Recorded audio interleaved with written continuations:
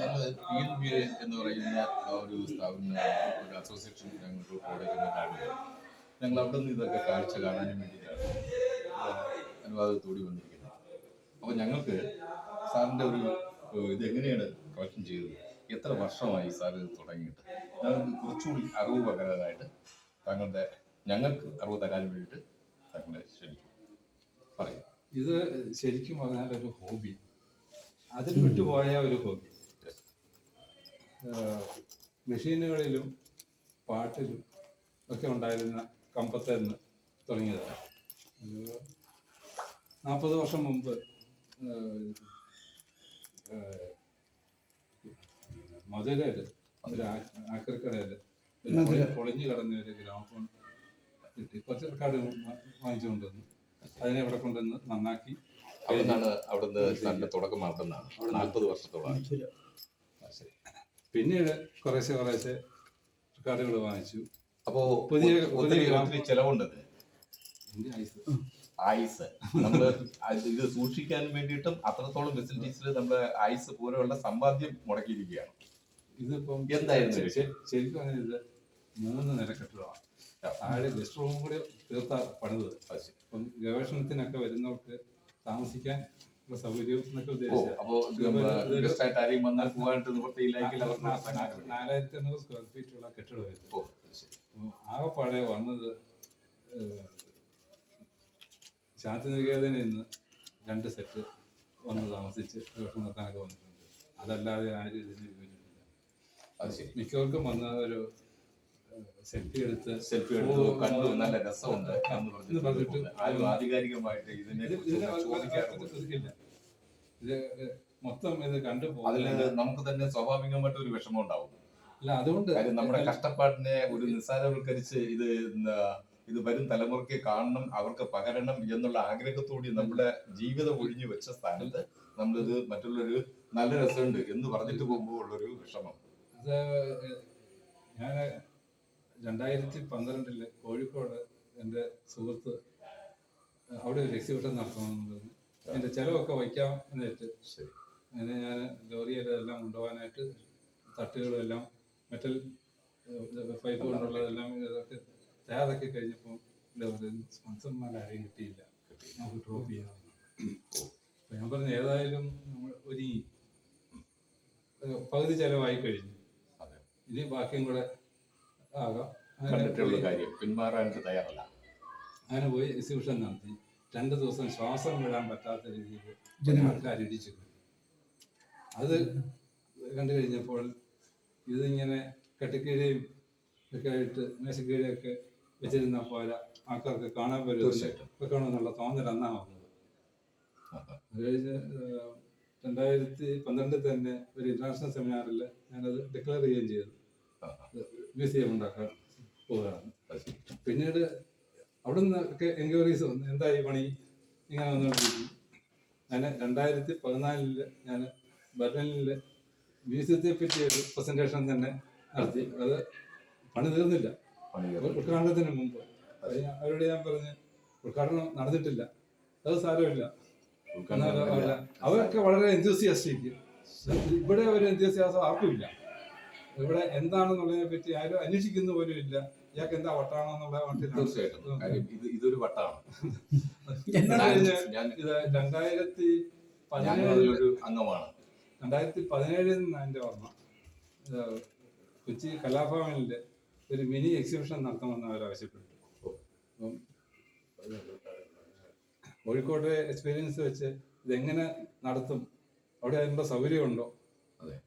കുഴപ്പമില്ല, എല്ലാത്തിൻ്റെ ഒരു സാമ്പിൾ കൊണ്ടുവന്നാൽ മതി. അപ്പം 2 ദിവസം ആരെയാണ് ഒഴിവാക്കുന്നത്? അല്ല, എല്ലാത്തിൻ്റെയും ഓരോ സാമ്പിൾ. ഗ്രാമഫോണുകളുടെ പെട്ടി പോയിട്ടുള്ള അതിൽ ഒരെണ്ണം, അതിൽ പല മോഡൽസ് ഉണ്ടാവും ഇരിക്കുന്നില്ല, അതിൽ ഒരെണ്ണം. അങ്ങനെ ഓരോ റെപ്രസെന്റേറ്റീവ്സിനെ അങ്ങനെ കൊണ്ടുപോയി 2 ദിവസം മുമ്പ് പോയി പത്രസമ്മേളനമൊക്കെ നടത്തി. പേപ്പറിലൊക്കെ വലിയ ഫോട്ടോ ഒക്കെ ആയിട്ട് വാർത്തയും വന്നു. അതും കൂടെ കണ്ടു കഴിഞ്ഞപ്പോൾ ഇതെങ്ങനെ മാനേജ് ചെയ്യുമെന്ന് എനിക്ക് ആകാംക്ഷ. ഏതായാലും ചെന്നപ്പോൾ വളരെ നിങ്ങളെ വന്ന ഇത്രയും പേരെ അവിടെ ഒന്നുള്ളൂ. ആ ഇൻട്രസ്റ്റ് നമ്മള് കഷ്ടപ്പെട്ടതിന്റെ ആ വില അതായത് തിരുക്കൊച്ചി ഏരിയയിൽ ഇതിനോട് താല്പര്യമില്ല. ഇപ്പൊ ഞാൻ ഇത് കോഴിക്കോട് ഭാഗമായിട്ട് അല്ലേ? കോഴിക്കോട് ഉണ്ടായിരുന്ന ആ ഒരു എന്തോസിയാസം ഇവിടെ ഇല്ല. ഇത് പഴയ വസ്തുക്കളെന്ന് പറഞ്ഞാൽ ഇത് അനാവശ്യമായിട്ട് നമ്മൾ സൂക്ഷിക്കേണ്ടതല്ല. അല്ല, നമ്മൾ പഴയ കളയേണ്ട സംഭവമാണ്. അല്ലാതെ അടുത്തിടെ കണ്ട് ഞാൻ ഒരു വീഡിയോ കണ്ടു യൂട്യൂബിൽ വന്നത്. ഈ പഴയ വസ്തുക്കളൊക്കെ വീട്ടിൽ സൂക്ഷിക്കരുത്, ആവശ്യമില്ലാത്ത വസ്തുക്കൾ കളയണം, അതല്ലെങ്കിൽ അവിടെ നെഗറ്റീവ് എനർജി ഉണ്ടാവും എന്നൊക്കെ പറഞ്ഞ് പ്രചരണം നടത്തുന്നവർ വരെ ഉണ്ട്. ഇത് നമ്മുടെ ആൾക്കാർക്ക് പഴയ ചരിത്രത്തിലോ ഒന്നും താല്പര്യമില്ലാതെ പഴയത് അറിയാനോ ഇല്ല. നമ്മൾ എന്തായിരുന്നു എന്നോ എവിടെ നിന്ന് വന്നു എന്നുള്ളതിനെ പറ്റി ഒന്നും അറിയണമെന്ന് ഉള്ള ഒരു ആഗ്രഹവും ഇല്ല. അങ്ങനെ ആഗ്രഹമില്ലാത്ത ഒരു സമൂഹത്തിലാണ് നമ്മൾ ജീവിക്കുന്നത്. അപ്പം അതിൽ നിന്ന് വേറിട്ട് ജീവിക്കുമ്പോൾ നമ്മൾ ഒറ്റപ്പെട്ടു പോകും. ഇങ്ങനത്തെ പുരാവസ്തു കളക്ട് ചെയ്യുന്നവരെ ആൾക്കാർ വിളിക്കുന്ന ഒരു അറിയാമല്ലോ. അറിയാം, അവർക്ക് തലയ്ക്ക് സുഖമില്ല. അങ്ങനെ തലയ്ക്ക് സുഖമില്ലാത്ത ഒരു കുട്ടിയാണ് ഞാനും. അല്പം കളക്ഷൻ എനിക്കും ഉണ്ട്.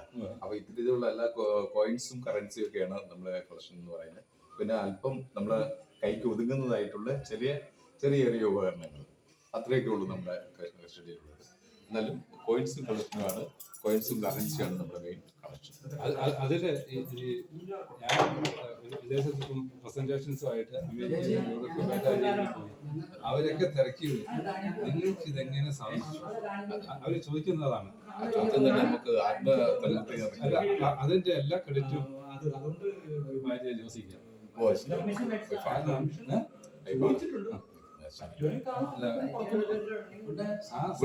എനർജിയിൽ നിൽക്കുന്നില്ലല്ലോ. ആ സപ്പോർട്ട് ഞാൻ അവിടെ പരിചയപ്പെട്ടവരെ ഒക്കെ പറയുന്നത് എങ്ങനെ ശ്രമിച്ചിട്ടുണ്ട്. പക്ഷെ എന്റെ ലൈനിലോട്ട് എന്റെ ഫ്രീക്വൻസിയിലോട്ട് എങ്ങനെ ട്യൂൺ ചെയ്തു എന്ന് ചോദിക്കുന്ന എന്റെ അറിവിലുള്ളവരെല്ലാം തന്നെ മ്യൂസിയം കാണാനായിട്ട് വന്ന പാലക്കാരൻ എൻ്റെ അടുത്ത് ഇങ്ങനെ സാധിച്ചു എന്നൊക്കെ ഇയാളിങ്ങനെ പല ആവർത്തി എൻ്റെ അടുത്ത് ചോദിക്കും. ഞാൻ ചോദിച്ചു എന്താ നിങ്ങളുടെ പ്രശ്നം, എന്താ നിങ്ങൾക്ക് എന്താ പ്രശ്നമുള്ള പോലെയാണല്ലോ നിങ്ങളുടെ ചോദ്യം കേട്ടിട്ട്. ഇപ്പൊ പറഞ്ഞു ഇങ്ങനെ നടക്കുമ്പോൾ നാട്ടിൽ നിന്ന് വസ്തുക്കൾ വാങ്ങിച്ചു വീട്ടിൽ കൊണ്ടുപോയി അതിന്റെ പേരിൽ ഭാര്യമായിട്ട് എന്ന് ചണ്ട. ഒരു ദിവസം വീട്ടിൽ വന്നപ്പോ വീട് ക്ലീൻ, ഒരു വസ്തു അന്ന് വീട്ടിൽ നിന്ന് ഇറങ്ങിയതാണ്. എനിക്ക് അങ്ങനെ ഒരു പ്രവർത്തനം പറ്റിയിട്ടുണ്ടോ? കുറെ ഓൾഡ് പുസ്തകങ്ങള് വയ്ക്കാണ്ട് ഷെൽഫില്ലാതെ ചാക്കിനകത്ത് ഞാൻ വാരി വെച്ചിരുന്നു, അടുക്കി വെച്ചിരുന്നു. ഒരു സമയത്ത് വൈഫ് ഞാൻ അറിയാതെ ആക്രമിക്കുന്നു. ഞാൻ അങ്ങനെ ഒരു സ്ഥലം അയാള് അത് പിന്നെ ഭാര്യ മക്കളെ കണ്ടില്ല. ആ ഒരു അവസ്ഥ. അല്ലെങ്കിൽ ചെന്നൈയിലെ റോജാമത്തെ റിസർച്ച് ലൈബ്രറിയെ പറ്റി കേട്ടിട്ടുണ്ട്? ഇല്ല, കേട്ടില്ല. അത് ഒന്ന് പോകേണ്ടതാണ്. ഇങ്ങനെ സാധനങ്ങൾ കളക്ട് ചെയ്ത് അവസാനം ഭാര്യ മക്കളും പുള്ളിയെ വിളിച്ചിട്ട് പോയി. പെയിന്ററായിരുന്നു ബൈ പ്രൊഫഷൻ. ഐഡിയാസ് കിട്ടാൻ വേണ്ടിയിട്ട് പഴയ മാഗസിനിലൊക്കെയുള്ള ഇതൊക്കെ ചിത്രങ്ങളൊക്കെ കാണാൻ വേണ്ടിയിട്ടാണ് പുള്ളി കളക്ട് ചെയ്യാൻ തുടങ്ങിയത്. കുറച്ച് കഴിഞ്ഞപ്പോൾ അതൊക്കെ വിട്ടു. ഈ പഴയ മാസികകളും കാർഡുകളും എല്ലാം കളക്ട് ചെയ്തായി.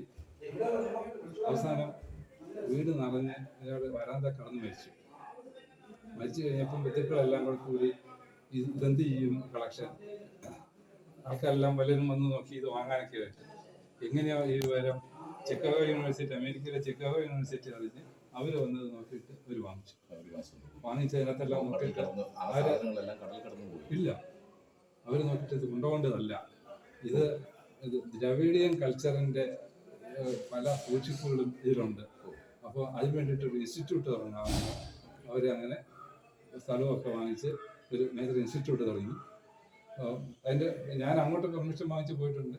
തിരിച്ച് അവരിങ്ങോട്ട് കാണാൻ വന്നിട്ടുണ്ട്. അപ്പോൾ അതൊരു നല്ലൊരു ഇൻസ്റ്റിറ്റ്യൂട്ടാണ്. നമുക്ക് പഴയ രേഖകളിലൊക്കെ കോപ്പി കിട്ടാനും ഒക്കെ പഴയ ബുക്കുകളിൽ ഈ ഗ്രാമഫോൺ റെക്കോർഡുകളുടെ ഒക്കെ ഡീറ്റെയിൽസ് ഒക്കെ കിട്ടാൻ അപ്പോൾ സാറിന്റെ അഭിപ്രായത്തിൽ നമ്മൾ അവിടെ സന്ദർശിക്കണം എന്നാണ് സാറിന്റെ അഭിപ്രായം. അത് അപ്പോൾ നമ്മൾ അടുത്ത ഒരു സ്ഥലത്തേക്ക് പോകാൻ വേണ്ടിയിട്ടുള്ള എല്ലാവരും താഴെ എത്തിക്കഴിഞ്ഞു. അപ്പോൾ സാറിന്റെ പേര് സണ്ണി എന്നാണ് അല്ലേ? സണ്ണി മാത്യു. അപ്പോൾ സാറിന്റെ കളക്ഷൻ അത് വിലമതിക്കാനാവാത്ത കളക്ഷനാണ്, നമുക്കത് പറയാൻ കഴിയില്ല. അത് ചെറിയൊരു കളക്ഷൻ ചെയ്യുന്ന എനിക്ക് അത് ഇതിന്റെ വില ഇത്രയാണ്, ഇല്ലെങ്കിൽ ഇതിന്റെ ഒരു മോഹവില ഇത്രയാണെന്ന് ആർക്കും അറിയില്ല. ഇതിന് സ്വാഭാവികമായിട്ടും മോഹവില മാത്രമേ നമുക്ക് വേറെ ഒന്നും പറയാനില്ല. സാറിന്റെ ഈ കഷ്ടപ്പാടിനും ഇതിനും വളരെ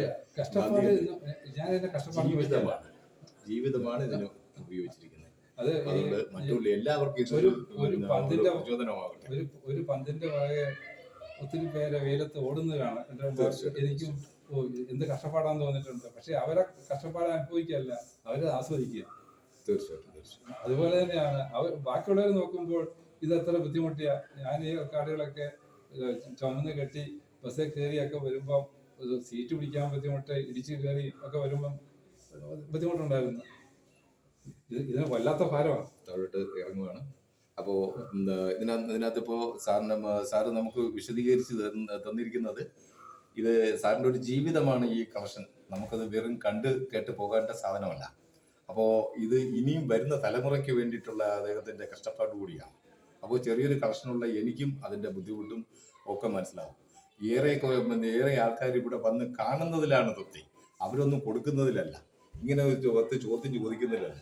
ഓരോ വസ്തുവിനെ കുറിച്ചും ചോദിക്കുമ്പോൾ അദ്ദേഹത്തിന് അറിവുള്ളത് പകർന്നു തരുന്നതാണ് നമ്മുടെ ഒരു ആവശ്യം എന്ന് പറയുന്നത്. അതിന് ഇപ്പോഴുള്ള പുതിയ തലമുറ വരിക തന്നെ വേണം. വന്നാലേ ഈ പഴയതിനെ കുറിച്ച് അറിഞ്ഞെങ്കിൽ മാത്രമേ പുതിയ ജീവിതത്തെ കുറിച്ച് നമുക്ക് അതൊരു അറിവ് കിട്ടുള്ളൂ. പഴയ അറിവ് എന്ന് പറയുന്നത് ഒരു ഫൗണ്ടേഷനാണ്. ആ ഫൗണ്ടേഷൻ നിലനിന്നെങ്കിൽ മാത്രമേ അതിൻ്റെ മണ്ടയ്ക്ക് നമുക്ക് ഈ ഭിത്തി കെട്ടി മറ്റുള്ള ഗോപുരമായിട്ട് ദന്തഗോപുരം പണിത് അതിനകത്ത് താമസിക്കാൻ കഴിയുള്ളൂ എന്നാണ് ഞാൻ വിശ്വസിക്കുന്നത്. ശരി, ഇത് ശ്രമിച്ചുകൊണ്ടിരുന്ന എല്ലാവർക്കും നന്ദി, നമസ്കാരം.